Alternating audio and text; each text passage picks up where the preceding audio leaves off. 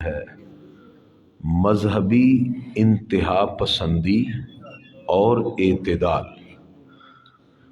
یہ موضوع اس لیے سیکھنا ضروری اور جاننا ضروری ہے، اگر کوئی شخص مذہب میں اعتدال نہ اپنائے بلکہ شدت پسندی کی طرف بڑھ جائے، ایسی صورت میں وہ بہت سے لوگوں کو دین سے دور کر دیتا ہے۔ انسان کو ہمیشہ حکمت اور دانائی سے بات آگے پھیلانے کا سلیقہ جاننا چاہیے۔ اللہ تعالیٰ نے بندے کو سوچ عقل بھی دی، اس کو صحیح سمت پر لانے کے لیے قرآن و سنت کے دلائل بھی دیے۔ کامیاب انسان وہ ہے جو سلف صالحین ان کی زندگی کو سامنے رکھے، اللہ اس کے رسول صلی اللہ علیہ وسلم کے فرامین کو سامنے رکھے، تو زندگی میں اس کو ایک ایسا مقام ملتا ہے کہ جس سے وہ خود بھی فیضیاب ہوتا ہے، دوسروں کو بھی فیضیاب کرتا ہے۔ سب سے پہلے اللہ تعالیٰ نے قرآن مجید سورہ نساء میں غلو سے منع کیا۔ غلو کیا ہے؟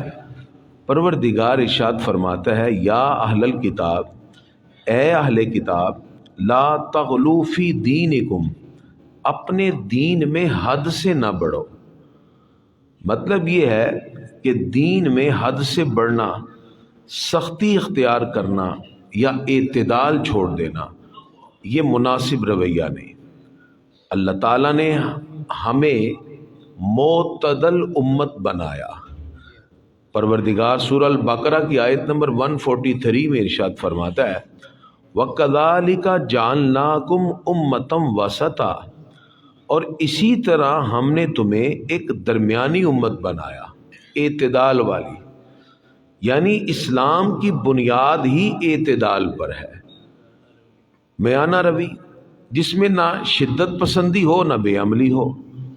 اور یہی وجہ ہے اللہ رب العزت نے قرآن مجید فرقان حمید میں واضح کیا، سورہ حج کی آیت نمبر 78 میں، ما جعل علیکم فی الدین من حرج، اللہ نے دین میں تم پر کوئی تنگی نہیں رکھی۔ دین تو آسانی کا نام ہے۔ خود ساختہ باتوں کو بنا لینا یا خود ساختہ سختیاں پیدا کر لینا پھر اس کو دین سے جوڑ دینا، یہ مناسب رویہ نہیں۔ اسی لیے خالق کائنات نے قرآن مجید میں جس طرح اس بات کی وضاحت کی، حضور اکرم صلی اللہ تعالی علیہ وسلم نے اپنے فرمان سے واضح کیا کہ حد سے بڑھنا مناسب نہیں، آسانی کی طرف آؤ۔ اسی لیے آسانی، اچھا کچھ لوگ اگر اپنے خود، تاریخ میں آتا ہے کہ 3 صحابہ کرام نے سخت عبادت کا ارادہ کیا، تو آپ صلی اللہ علیہ وسلم فرماتے ہیں، جو میری سنت سے اعراض کرے وہ مجھ سے ہے ہی نہیں۔ مطلب ہمارے لیے سب سے بڑا معیار کیا ہے؟ حضور صلی اللہ علیہ وسلم کی ذات اقدس۔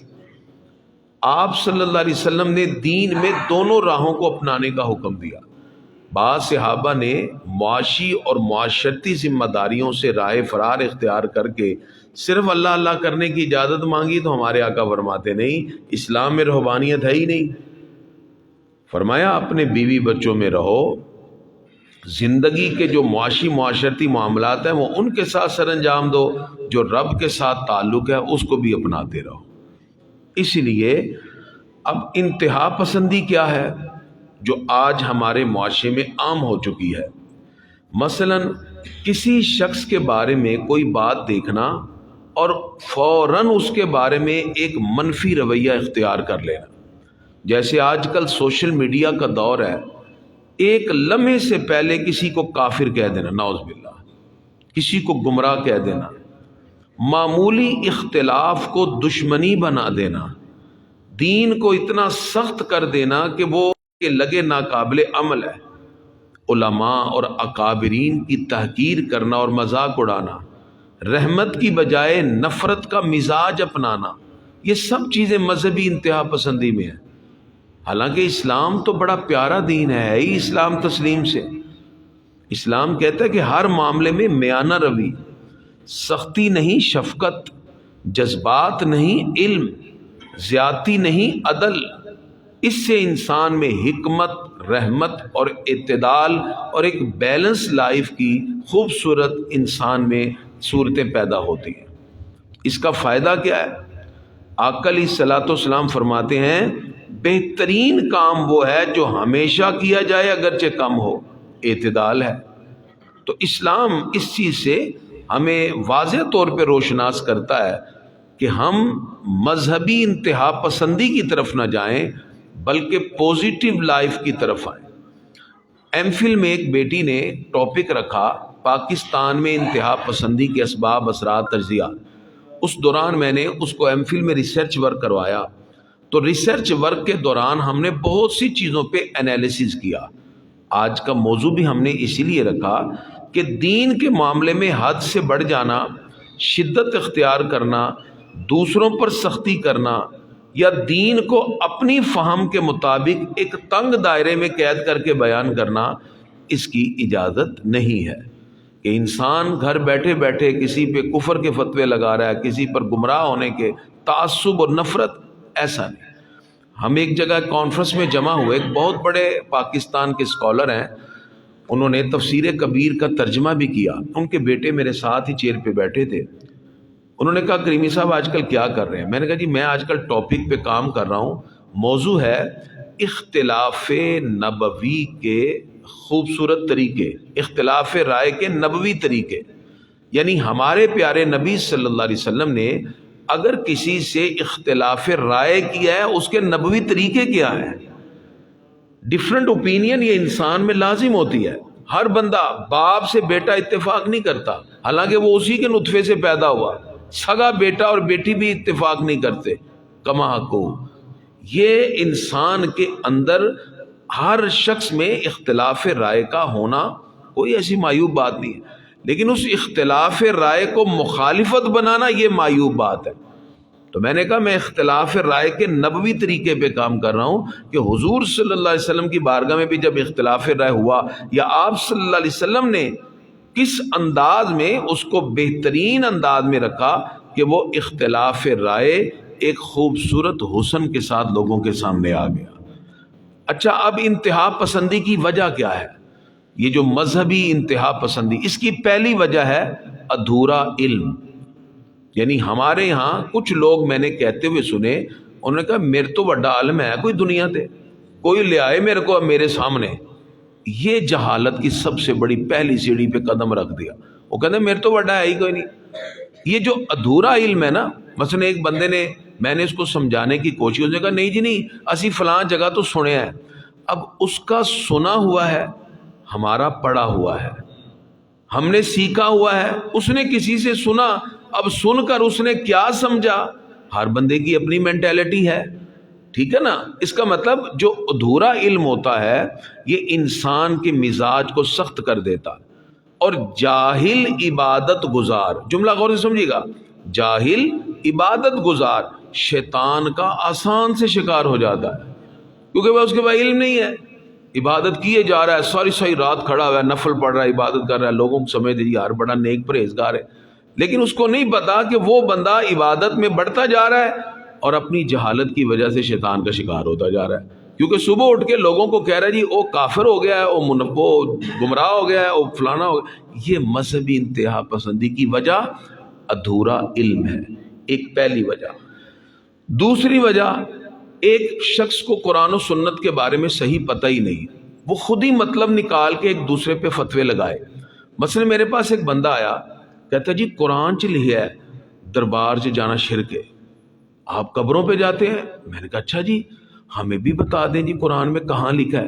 وہ سورہ یوسف کی آیت نکال کے لے آیا جس کا ترجمہ کچھ اس طرح تھا کہ اللہ کو چھوڑ کر تم جنہیں پوجتے ہو وہ تمہیں کچھ نہیں دیتے۔ میں نے کہا اچھا یہ آیت اس لیے اتری ہے کہ کہتے جی دربار پہ جانے کے والے سے اتری ہے۔ میں نے کہا آپ مجھے یہ بتائیں کون سا صحابی کس دربار پہ گیا تھا تو اللہ نے یہ آیت اتاری؟ لو جب سارے طوطے اڑ گئے۔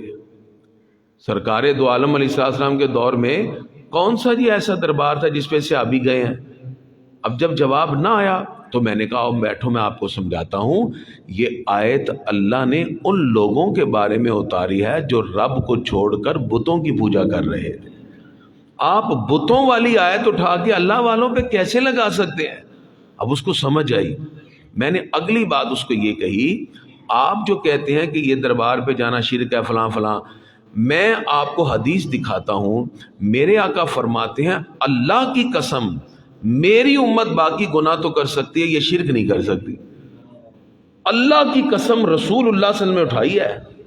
اس نے کہا واقعی ایسی حدیث ہے؟ میں کہا ہے، کہتا دکھائیں، میں یقین کریں بھی توبہ کرتا ہوں۔ میں کہا آؤ، میں نے بخاری شریف کھولی، اس کے ہم نہیں رکھی، ہمارے آقا فرماتے ہیں واللہ ما اخاف علیکم ان تشرکوا بعدی، اللہ کی قسم مجھے تم پر کوئی خوف نہیں کہ میری امت اب اس کے بعد شرک میں مبتلا ہوگی، ولیکن اخاف علیکم ان تتنافسوا فیہا، مجھے صرف یہ خوف ہے میری امت دنیا کی محبت میں مبتلا ہو جائے گی۔ جب میں نے یہ حدیث آگے رکھی بخاری شریف، میں نے کہا پڑھ، وہ سوچتا رہا، کہتے یار مجھے تو سارے لوگ بتاتے رہے یہ بھی شرک ہے، یہ بھی شرک ہے، یہ بھی، اور میں کہا یہ امت شرک نہیں کرے گی، ہمارے آقا نے اللہ کی قسم اٹھائی ہے اور مجھے اپنے آقا کی قسم اٹھانے پر اعتبار ہے۔ اللہ کے رسول فرماتے ہیں کہ یہ امت نہیں شرک کرے گی۔ اچھا اب دیکھیں، اس کی تھوڑی سی میں نے کاؤنسلنگ کی، اس کو سمجھ آ گئی۔ میں نے رویہ بڑا پوزیٹیو رکھا۔ میں اگر اسے کہتا ہوں تو میرے کو سوال کرنے ہیں، نہیں، ہم پیار سے اس کو سمجھائیں، ٹھیک ہے جی۔ اس کا مطلب مذہبی انتہا پسندی کی ایک وجہ یہ ہے کہ جن لوگوں نے قرآن و حدیث کو سیاق و سباق سے نہیں پڑھا، جس نے جو بتا دیا وہ اسی کے پیچھے چل پڑا، حالانکہ ایسا نہیں۔ تیسری چیز جو ہے وہ ہے انسان کے اندر تکبر اور خود پسندی۔ بعض لوگ ہوتے ہیں ان کا یہ رویہ کہتے ہیں میرے کو غلطی ہوندی نہیں، یہ غلط، ایسا نہیں ہے، مسٹیک کسی سے بھی ہو سکتی ہے۔ انبیاء جو فرشتے ہیں یہ معصوم ہیں، اس کے علاوہ کوئی بھی معصوم نہیں ہے، کسی سے بھی خطا ہو سکتی ہے۔ تو جب انسان میں یہ چیز پیدا ہو جائے میرے میں ہے ہی نہیں، تو پھر اس سے انتہا پسندی جنم لیتی ہے۔ ایک اور بات جس کی وجہ سے مذہبی انتہا پسندی ہے وہ جذباتی بات، لوگ کسی کے جذبات کو غلط استعمال کرتے ہیں۔ مذہبی جذباتی گفتگو کرنے والے اکثر جو مقرر ہیں وہ شعلہ بیانیوں میں ایک دوسروں کی گردنیں کاٹنے کا حکم دے رہے ہوتے ہیں۔ یہ مذہبی انتہا پسندی کی اجازت نہیں۔ آپ کو کس نے کہا ہے کہ آپ کسی کے بارے میں یہاں فیصلہ کریں؟ اور پھر کچھ لوگ سیاسی اور سماجی عوامل اور فرقہ وارانہ تعصب کی وجہ سے مذہبی انتہا پسندی کی طرف لے جاتے ہیں۔ اچھا اس کا نقصان کیا ہوگا؟ ایک بندے کو ایک خاص رویے کے ساتھ تربیت کی گئی کہ وہ ہر بندے میں منفی پہلو تلاش کر کے اس کے اوپر فتویٰ لگاتا ہے، اس سے سب سے پہلے کیا ہوگا؟ دل سخت ہو جائے گا، برداشت ختم ہو جائے گی، انسان میں غرور پیدا ہوگا اور وہ سب سے بڑھ کر روحانیت سے معروم ہو جائے گا، سجدوں میں بھی لذت ختم ہو جائے۔ کیوں؟ اس کا مقصد دنیا کا معاملہ ہے نا، اس کی انتہا پسندی ہے۔ اور اگر معاشرے کے اندر ہم مذہبی انتہا پسندی کو ختم کر دیں تو پھر رحمت کا حصول ہوگا اور شدت پسندی ختم ہوگی، اللہ تعالیٰ سنت کی پیروی کی توفیق عطا فرما دے گا۔ اسے اپنانا ہے۔ ہمارے معاشرے میں اعتدال کی کیا کیفیت ہونی چاہیے؟ ہمیں خود اپنی صفوں میں پہلے صبر پیدا کرنا ہے۔ ابھی نماز کے دوران مجھے علم نہیں ہے کیا معاملہ ہوا، شاید کوئی بچہ آیا ہوگا اور کسی نے کہا ہوگا یہ کیوں آیا۔ اب اس بچے کے دل پہ جو گزرے گی وہ تو نہیں مسجد میں آئے گا اندر نا، وہ کہے گا جی میں کیوں مسجد میں جاؤں، یہاں تو مجھے ڈانٹ پڑتی ہے۔ آج کا دور تو کاؤنسلنگ کا ہے نا، پیار سے محبت سے۔ اگر اس بچے نے شرارت کی آپ اس کو پیار سے بٹھائیں اور اس کو سمجھائیں کہ بیٹا اللہ کے گھر میں ایسے نہیں ہوتا، اس میں طریقہ ہے، آنے کا بھی طریقہ۔ ایک دیہاتی آیا، مسجد کا کچا فرش تھا مسجد نبوی، بیٹھ کے پیشاب کرنے لگ گیا، صحابہ کرام دوڑے اس کو پکڑ کے مارے، ہمارے آقا فرماتے نہیں چھوڑ دو کوئی بات، پیشاب کر لیا، فارغ ہوا، ہمارے آقا فرماتے ہیں مسجد کو دھو اور اس کو بیٹھ کے لے گئے اور سمجھایا کہ یہ اللہ کا گھر ہوتا ہے۔ وہ دیہاتی تھا اور ہم اللہ کے گھر میں نماز پڑھتے ہیں، جب ہم نماز پڑھتے ہیں تو وہاں پاک ہونی چاہیے نا جگہ۔ اس نے کہا جی، انہوں نے کہا پھر آئندہ ایسا نہیں کرنا۔ اس کے دل پہ کتنا پیارا اثر پڑا ہوگا، یعنی وہ مسجد میں پیشاب کر رہا ہے اور ہمارے آقا اسے روک ہی نہیں رہے، صحابہ دوڑ رہے ہیں، اس کا مطلب ابھی ہمیں بہت سی اپنی پہلے ہمیں اپنی جو ہے نا ابھی کاؤنسلنگ کی ضرورت ہے. جب ہم خود ہی لوگوں کے لیے مثبت نہیں ہوں گے تو لوگ کیسے دین کی طرف آئیں گے؟ یہاں میرے 4 جملے غور سے سنیں. جذبات سے پہلے علم حاصل کریں. اسی کے لیے تو ہم نے یہ دروس رکھے ہیں. ہم دیکھیں صبح سے رات تک، میں خود کالج میں پروفیسر ہوں، میں نے لیکچر لینے ہیں، میں اپنے مصروفیات ہے. اتنا وقت ہم مسجد میں کیوں دے رہے ہیں؟ رمضان شریف میں میرا بھی روزہ ہے، کیوں وقت دے رہے ہیں؟ اسی لیے کہ شاید کہ اتر جائے تیرے دل میں میری بات. ٹھیک ہے نا؟ اپنا معاملہ جاری رکھے.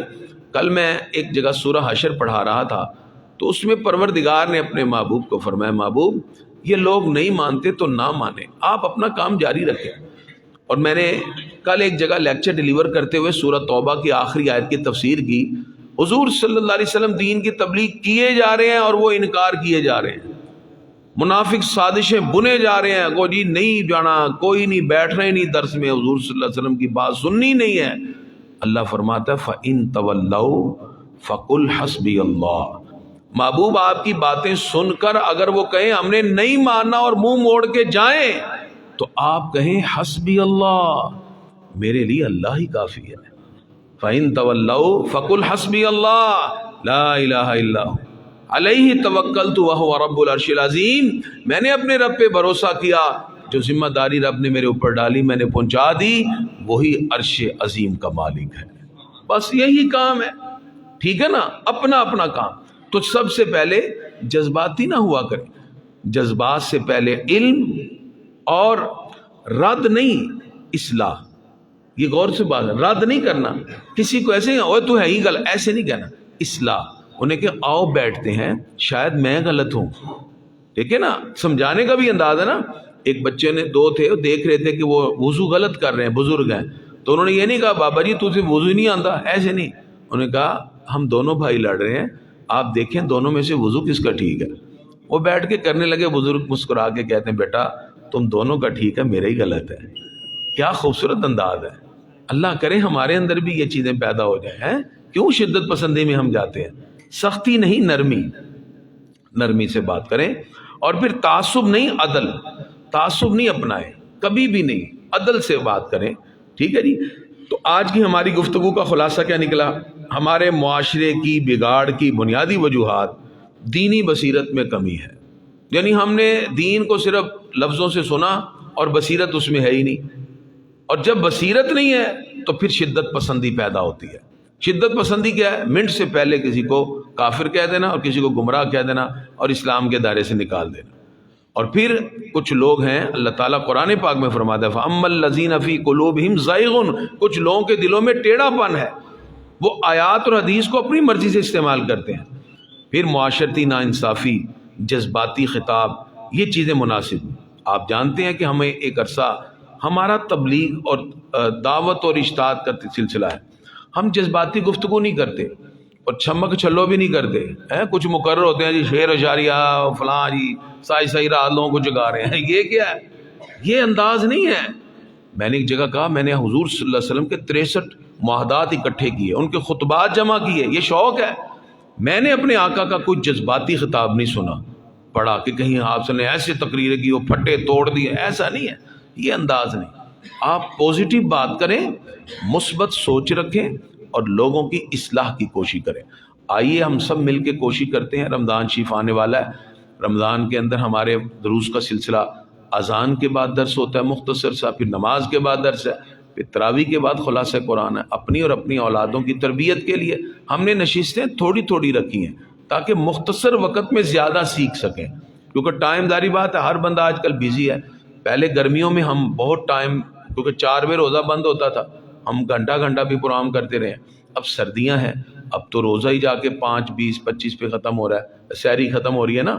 تو آگے داری بات ہے، ہر بندے نے ڈیوٹی وغیرہ پہ. ہم نے اس کو ٹائم کو شارٹ کر دیا لیکن تسلسل جاری رکھا تاکہ تھوڑے وقت میں زیادہ سیکھ سکیں. یقین کیجئے رمضان المبارک جب گزرے گا نا، آپ کہیں گے کریم صاحب تو یہ سانو ادھا مفتی بنا آتا ہے. دین کے حوالے سے اتنی چیزیں انشاءاللہ آپ کو پتہ چلیں گی. اور ساتھ ساتھ جو سب سے بڑی بات ہے، ابلاغ کا جو طریقہ کار ہے، حکمت اور دانائی کی جو بات ہے، اس کو اپنانے کی کوشش کریں، اور یہ حکمت بھی مومن کی گم شدہ میراث ہوتی ہے۔ اللہ تعالی ہم سب کو مذہبی انتہا پسندی سے بچ کر اعتدال کے ساتھ ایک دوسرے کے لیے محبتوں کے جذبے دل میں رکھ کے زیادہ سے زیادہ وسعت کے ساتھ دین کو آگے پہنچانے کی توفیق عطا فرمائے۔ بسم اللہ الرحمن الرحیم۔